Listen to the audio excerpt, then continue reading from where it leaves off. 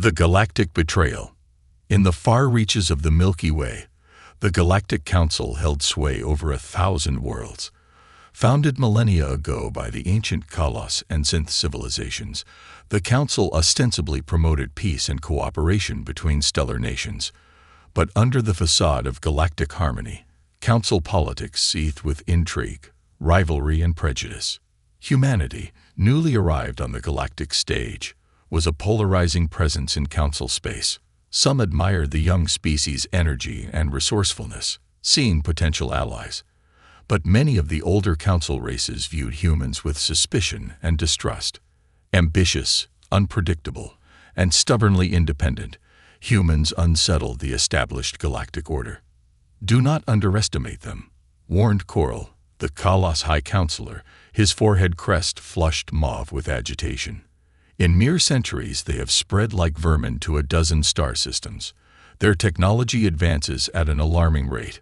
Humans are barely tamed savages, scoffed Sandrel, a counselor from the avian Quaff hegemony. Her iridescent feathers flared in disdain. Still squabbling amongst themselves over patches of dirt on their backwater planet. As tension simmered, a secret cabal of counselors plotted against Earth. Corlex, the conniving Synth ambassador, masterminded the scheme. Humanity's potential is precisely the threat. Corlex hissed to his co-conspirators in a shadowed Council antechamber. In time, they may grow to challenge our power. We must neuter them now before they become too dangerous. Over months of clandestine meetings, the conspiracy solidified into a plan as audacious as it was malevolent. In a lightning strike, Council warships would devastate Earth's orbital defenses and scour its major cities. The Pearl of Sol would be left a pre-spacefaring backwater, too broken to ever again threaten the Council's supremacy. On an unremarkable Tuesday, as most humans slept, the Council struck without warning or mercy. Lances of plasmic fire rained from the heavens, shattering the Blue Marble's guardian fleets and scouring its cities to ash. Millions perished in seconds as Earth's defenses crumpled under the Council's overwhelming technological might. As the home world burned, frantic distress calls raced across human space, all carrying the same unthinkable message. The Council had betrayed them. Humanity lay broken and bleeding, facing total annihilation at the hands of the galactic powers they once thought friends and allies. In that darkest hour, it seemed the human spirit had finally met a crucible it could not overcome. But as the shock waves spread, grim resolve crystallized alongside grief and fury. Though unbowed, humanity was far from beaten. The Council would soon learn the price of rousing the slumbering giant of human vengeance. Humanity's darkest hour, Admiral Elena Suveri, commander of the Earth Defense Fleet, stared in numb horror at the holographic carnage unfolding above the command center's holotable. Angry red holograms showed the remaining human ships, a pitiful few dozen, limping into defensive formations around the ravaged blue sphere of Earth. "Madame Admiral," a panicked lieutenant cried out. "The Shanghai, Toronto, and Nairobi. They're gone." Council bastards broadsided them out of nowhere. Suveri's jaw clenched, strangling the howl of anguish clawing up her throat. 3 more of her battlecruisers snuffed out in the blink of an eye along with 10,000 souls. "Get me a channel to all remaining ships in planetary command," she bit out through gritted teeth. A few keystrokes later, the Admiral straightened her spine, willing calm authority into her voice as she addressed the hollow-eyed men and women looking to her from the comm screens. "This is Admiral Suveri. What we feared has come to pass. The Council has revealed their true face. We are hurt, but we are not finished." As Suveri rallied her battered forces, half a world away, Dr. Kaori Maeda worked feverishly in her underground lab, the cries of the wounded and dying echoing through the reinforced bunker walls. The emaciated scientist pushed a sweat-soaked lock of black hair out of her eyes, fingers flying over her haptic keyboard. On the holo display, a bewildering swirl of equations and blueprints danced, a groundbreaking propulsion design that could be humanity's salvation.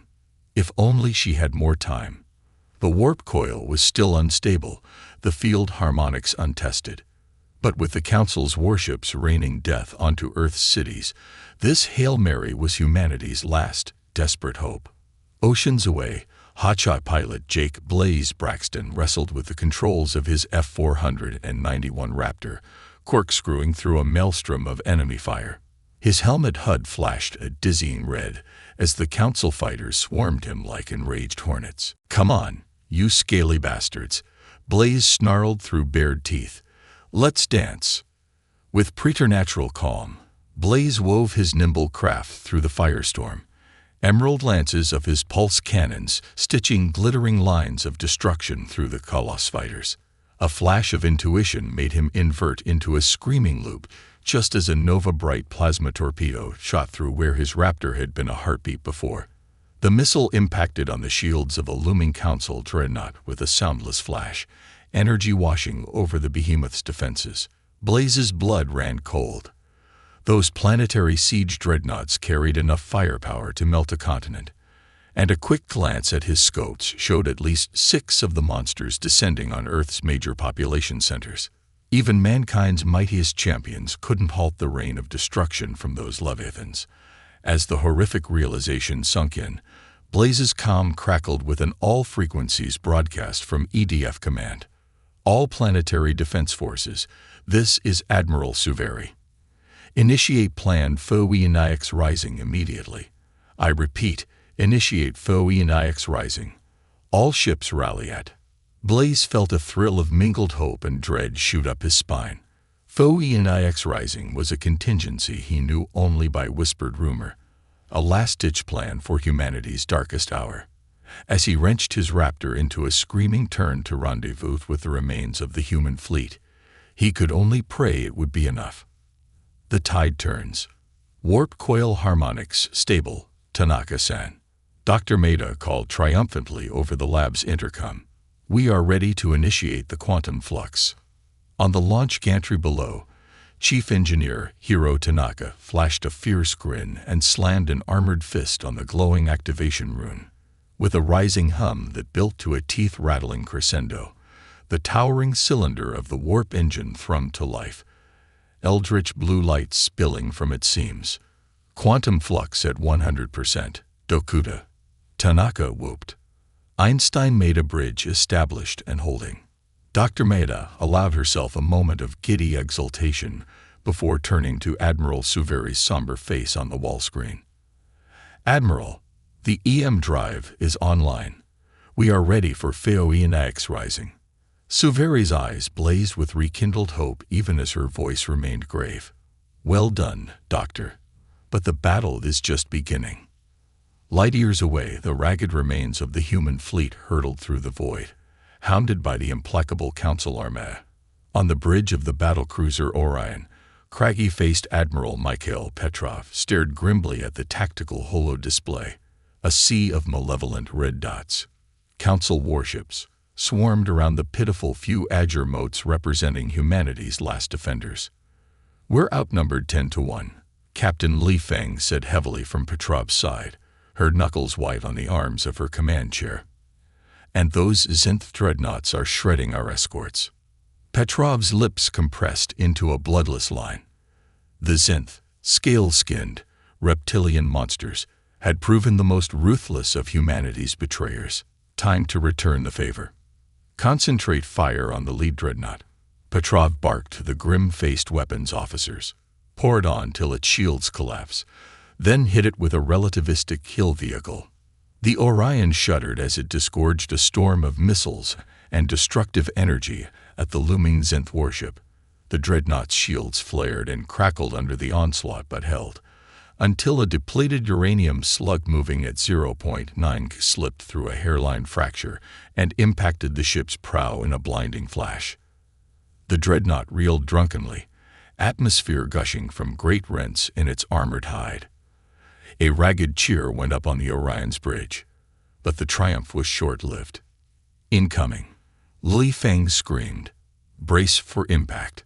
A flotilla of Colossus cruisers had used the distraction to flank the human battlecruiser. Lances of searing light impaled the Orion's shields, sending lightning arcing across overstressed capacitors. Damage alarms shrieked as the bridge dissolved into chaos and flame. Yet even as the Orion burned, a new sun flared into livid radiance on the fleet's scopes. A subspace distortion of terrifying power blossomed in the heart of the Council formation. The EM drive had been activated. On crippled Earth, Dr. Maeda watched in awe as the first bolt of blazing energy leaped from the warp engine and vanished into a shimmering Einstein-Rosen bridge. An instant later, thousands of light-years away, space buckled and tore as the beam rematerialized in the midst of the Council fleet. Kavalos and Zinth warships shattered like brittle glass as the anomaly ripped through their battle line, seized in the grip of forces beyond comprehension. Korlex, aboard his flagship, stared in slack-jawed horror as his sensors registered the impossible readings. The humans, they've harnessed transwarp conduits, subspace weapons. The Zinth counselor gibbered to his terrified subordinates. How can this be? Across the fleet, human captains gaped in astonishment at the devastation wrought by their new weapon. Then, as one, they hurled their ships at the suddenly vulnerable Council forces with whoops of savage joy. The tide had turned. Humanity, battered but unbroken, was about to unleash hell on their traitorous foes. The Council would learn what it meant to provoke the wrath of Earth, bringing the fight to them. With the devastating power of the EM drive behind them, the human fleets launched a blistering counterattack against the overextended Council forces. Admiral Suveri's eyes gleamed with fierce purpose as she studied the holographic star map floating above her command console. Council systems blazed an angry, accusatory red, each one a target ripe for vengeance. "We've broken their vanguard," Suveri declared to her assembled captains, voice ringing with implacable resolve. "Now we bring the fight to their doorstep. It's time the galaxy learned the price of betraying humanity." Under the Admiral's unflinching leadership, human warships knifed deep into Council space, striking at shipyards, supply depots, and command centers. The once mighty Council fleets reeled under the onslaught, stunned by humanity's ferocious resilience. Leading the tip of the spear was the legendary Admiral Petrov, his face a grim mask of determination as he oversaw the Orion's refit. The battlecruiser, nearly shattered in the defense of Earth, had been reborn as a sleek instrument of retribution, its hull bristling with Dr. Maeda's revolutionary weapons. "Plot a course for the Kalos home system," Petrov growled to his navigation officer. "We're going to gut those backstabbing bastards' fleet infrastructure." As Orion cleaved across the stars toward its distant quarry, Jake Blaze Braxton streaked through the skies of a Zinth colony world, his raptor screaming defiance. The once verdant planet was now a hellscape of churned Earth and burning cities, the actinic flash of human orbital bombardment mirrored in Blaze's grim visor. Yet even in the midst of the carnage, the ace pilot felt a twinge of guilt. How many innocent Zinth were dying for their leader's sins? Were humans any better than the monsters who had betrayed them? His moment of doubt nearly cost him his life. A pair of Zinth atmospheric fighters, sleeker and deadlier than their spaceborne counterparts, fell on him like hawks on a dove, disruptors blazing. Blaze swore, wrenching his raptor into a corkscrew climb, chaff and flares spilling from its ejectors. A disruptor bolt sizzled past his canopy, near enough to singe his helmet, and he felt the old, familiar rage kindle in his belly. Thoughts of mercy were incinerated in the crucible of combat. He was a warrior of Earth, and he would make these scaly bastards pay for every human life snuffed out in their cowardly attack. Blazed to all talons, he snarled into his comm, "Form up and engage. Let's show these forked tongues what it means to piss off humanity." As Blaze and his fellow pilots tore into the Zinth squadrons with merciless precision, Dr. Maeda bent over her workbench, soldering iron in hand, and a fierce light in her eyes. The EM drive had shifted the war's balance, but the scientist knew it alone would not bring the Council to its knees. Humanity needed an edge, a trump card to shatter the galaxy's former masters. And she would give it to them. The knowledge she gleaned from the transwarp conduit's creation danced in her mind's eye. tantalizing her with whispers of a doomsday weapon to end all wars. All she needed was a bit more time. Time. The thought made Maida bark a bitter laugh. With every human ship and soldier hurled into the meat grinder of the front lines, how much time could Admiral Suveri buy her? As if summoned by the thought, Suveri's face materialized on Maida's wall screen, exhaustion and iron resolve warring in the Admiral's expression. "Doctor," she said without preamble, "I need." Here is the continuation of Part 4 and the full Part 5 of the story. "Doctor," Suveri said without preamble, "I need an update on your progress. The Council is rallying for a counterattack, and our forces are stretched thin. Please tell me you have something." Maida met the Admiral's gaze squarely, a fierce, almost feral smile tugging at her lips. "Admiral, I have something better than just something. I have a weapon that will bring the Council to its knees once and for all. But I need you to buy me a little more time to perfect it." Suveri's eyes widened, hope and trepidation warring in their depths. "I'll give you all the time I can, Doctor. Just make sure this weapon ends this war for good. Humanity has blood enough." As the transmission cut off, Maida turned back to her work, a newfound determination firing her blood. The Council wanted to see the power of human innovation. They would choke on it. The final showdown. In the obsidian depths of space, the shattered remnants of the Council fleet converged on a distant red giant star known as Galactic, a place of ancient power long whispered of in Kalos and synth legends. Aboard the tattered warships, a palpable aura of dread hung over the grim-faced crews. In mere months, the galaxy's oldest and proudest civilizations had been brought to the brink of ruin by the very species they sought to destroy. On the bridge of the Kalos dreadnought inexorable will, High Counselor Coral paced like a caged beast, his mottled crest flaring with agitation. "This cannot be," he seethed, glaring at the tactical displays hovering before him. "Defeated by primitives barely 1,000 years from their first fire, I will not allow it." Beside him, Zenth Ambassador Corlex hissed low in his throat, yellow eyes narrowed to slits. "Patience, Coral. The Galactic artifact will turn the tide back in our favor. No human sorcery can stand against the dark power of our ancestors." As the counselors schemed, a lone human scout ship dropped out of warp on the edges of the system, its sensors drinking in the Council's mustering armada with growing horror. "Mother of God," Lieutenant Commander Eliza Romanova breathed, her face ashen as she ran the numbers. "There's hundreds of capital ships out there. Our fleet will be torn to shreds." Her sensor officer, Lieutenant Chong, shook his head grimly. "It's worse than that, Commander. Look at these readings from the Red Giant.